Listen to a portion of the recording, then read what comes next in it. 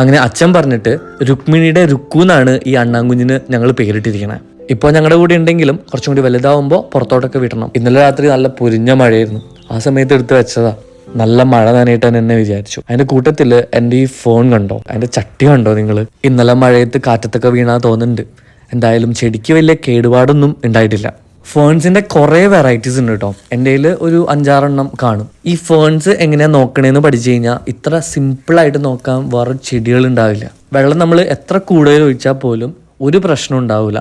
പക്ഷെ വെള്ളം കെട്ടിക്കിടക്കാണ്ടിരിക്കാൻ നോക്കണം ചെടിച്ചട്ടിയിൽ. നല്ല തണലുള്ള ഏരിയയിൽ മാത്രമേ വളർത്താൻ പറ്റുള്ളൂ.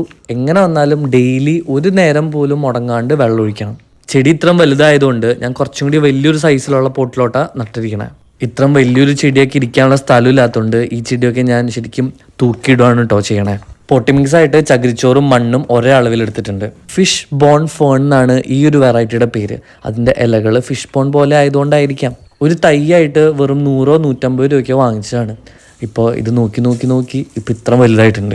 ഇത് വെറുതെ നോക്കിയാൽ പോരാട്ടോ, നല്ല രീതിയിൽ വെള്ളവും നല്ല വളവും ഇട്ട് കൊടുക്കണം. ചാണകപ്പൊടി നല്ലതാണ്, പിന്നെ ചാണകത്തിൻ്റെ സ്ലറി നല്ലതാണ്, പിന്നെ NPK വളങ്ങളും നല്ല ഗ്രോത്ത് ഉണ്ടാക്കും. ഞാൻ വീടിൻ്റെ ഒരു സൈഡിൽ ഒരു ഷെൽട്ടർ ഉണ്ടാക്കിയിട്ടുണ്ട്. ഈ ഇൻഡോർ പ്ലാന്റ്സ് അല്ലെങ്കിൽ തണൽ വേണ്ട ചെടികൾ നടാൻ വേണ്ടി മാത്രം ഒരു ഏരിയ. ഈ ഒരു ഏരിയയിലാണ് ഞാൻ കൂടുതലും ഫേൺസൊക്കെ വയ്ക്കാറുള്ളത്.